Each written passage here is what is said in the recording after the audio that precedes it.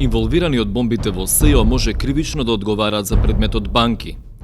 Повеќе од една година, инспектори на финансиската полиција работат на некои од предметите од аферата банки. Според нашите сознанија, дел од предметите се предадени и на специјалното јавно обвинителство.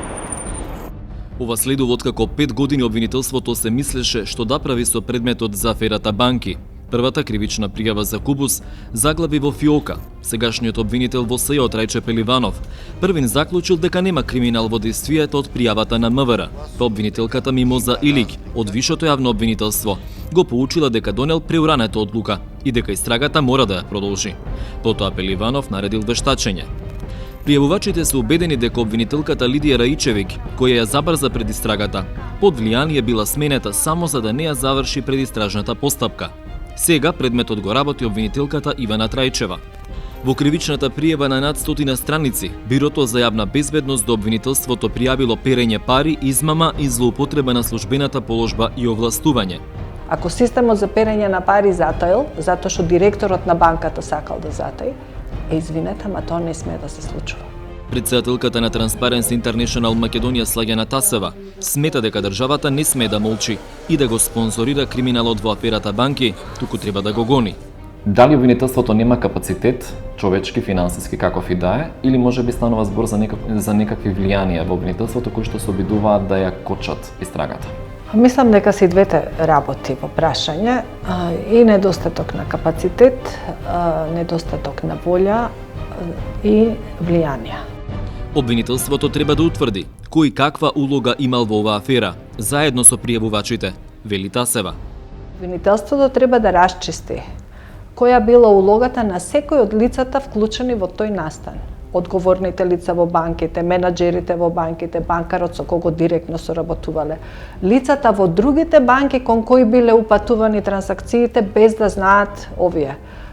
Има случаи кога се давани пари без да биде подпишан кредитот. Значи, имаме случај кога Татабитовски бара банката да му го даде договорот за неговиот кредит. И банката му вика дека не може затоа што е доверлив. Значи, некои работи се дури абсурдни. Факт е дека на договорите стојат подписите на пријавувачите. Дали можеме ни да ги гледаме како дел од системот или изолирано? Односно, дали тие реално биле свесни што подпишуваат? Знаете што, тоа е работа на истрагата, односно тоа треба да се утврди во текот на постапката. Најважно од се е дека имаме лица кои што пријавиле настан. Тој настан има толкав капацитет да може да го загрози банкарскиот и финансискиот сектор во Република Македонија. Ние зборуваме за огромни суми на средства кои што се извлекувани од банките во интерес на поединци. Таа додава дека во дел од трансакциите директно е оштетена државата и дека исходот од истрагата ќе влезе во меѓународните извештаи за напредокот на државата во борбата со корупцијата. Оштетена ли е државата во овој случај? Апсолутно да. Има многу ситуации во кои што се давани кредити за одредени намени за кои што требало да се платат давачки кон државата и тие не се платени. И тоа беше еден од нашите аргументи. Ако ништо друго, тогаш барем видете со колку е оштетена државата поради неплатени даноци.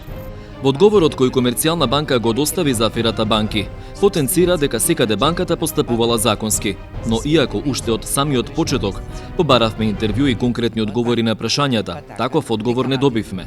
Директорот на Комерцијална банка Хари Костов во неофицијален телефонски разговор на одите на пријавувачите ги нарече глупости и конструкции и дека за секој денар има кредитно барање, договори и кредитна анализа. Пријавувачите на аферата банки формираа здружение на граѓани, наречено Кордон. Уверени се дека со предистрагата на финансиската полиција и специјалното јавно обвинителство, правдата ќе излезе на видели.